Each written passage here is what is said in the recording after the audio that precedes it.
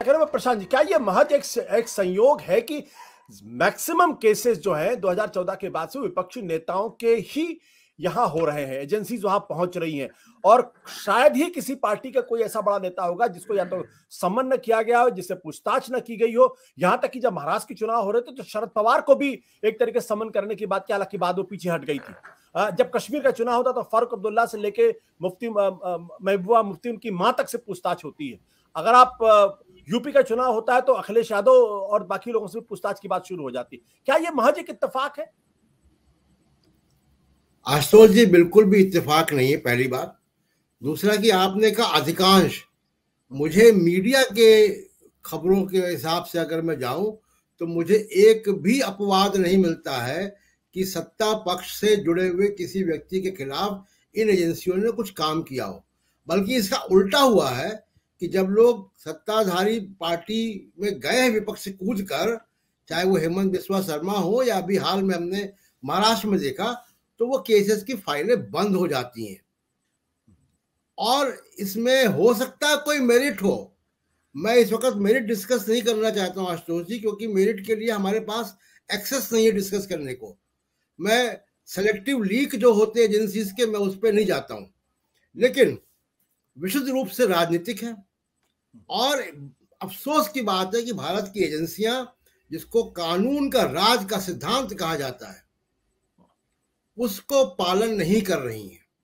अगर उसको पालन कर रही होती तो हेमंत बिस्वा के ऊपर भी जांच हो रही होती, उन सब पे जांच हो रही होती जो पार्टियां छोड़कर अभी शिंदे ग्रुप में शामिल हुए हैं महाराष्ट्र में, उन सब के ऊपर भी नोटिस भेजे गए थे कईयों के ऊपर। तो ऐसे 50 एग्जाम्पल हमारे पास है कि जब पार्टी छोड़ के लोग गए हैं।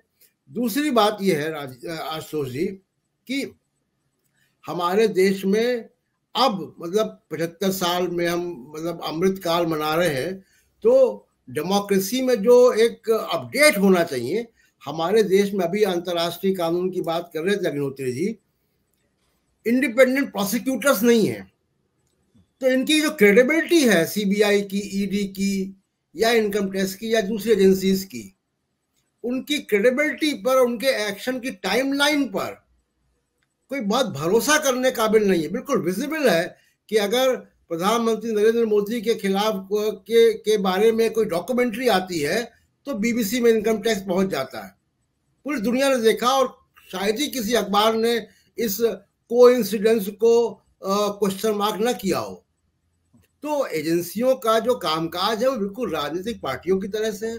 और मैं राहुल गांधी की जो बात कही इंग्लैंड में कि बीजेपी वर्सेस कांग्रेस या बीजेपी वर्सेस विपक्ष नहीं है, विपक्ष के खिलाफ एजेंसियां भी हैं और पूरा सिस्टम है। तो ये एक बहुत ही चिंताजनक बात। दूसरी बात, अभी आप देखिए, जब हम लोग बात कर रहे हैं, अभी खबर आ रही है फाइनेंशियल टाइम्स से कि अडानी साहब अपने अंबुजा सीमेंट के स्टेक्स को बेचेंगे। डीबी पावर का वो पैसा नहीं जमा कर पाए टाइमलाइन से। हिंडनबर्ग ने जो रिपोर्ट की, आपने 50-20 प्रोग्राम कर लिए इस पे, लेकिन कोई जांच एजेंसी ने कुछ किया क्या? 12 लाख करोड़ रुपए इन्वेस्टर्स का निकल गया। पूरी दुनिया के क्रेडिट रेटिंग एजेंसीज ने और अंतरराष्ट्रीय वित्तीय संस्थाओं ने सवाल खड़े किए, क्या उस पर कुछ हुआ? राफेल पे कुछ हुआ क्या? किताबें आ गई उस पे, राफेल पे कुछ नहीं हुआ। तो एजेंसियों का जो कामकाज का तरीका है वो बिल्कुल एक पॉलिटिकल पार्टी की सब्सिडरी की तरह है, कवर फायर दे रहे हैं। और ये बिल्कुल 77, 75 से 77 का जो दौर था उस तरफ हम जा चुके हैं। और ये एजेंसियां अब पॉलिटिकल एक्टिविस्ट की तरह अगर काम कर रही हैं तो वो इंस्टिगेट भी करेंगी अपोजिशन यूनिटी के लिए। भले उसमें कहीं कोई दीवारें आए, कुछ बातें आए, लेकिन वो एक बड़ा माहौल बीजेपी के खिलाफ बनेगा पूरे देश में एजेंसियों के खिलाफ। ठीक है, आप कह रहे हैं माहौल बनेगा, अभी तो फिलहाल बनता हुआ दिखाई नहीं पड़ा। अगर माहौल बनता तो बात बिल्कुल अलग तरीके को। सत्य हिंदी का ऐप डाउनलोड करें गूगल प्ले स्टोर पर।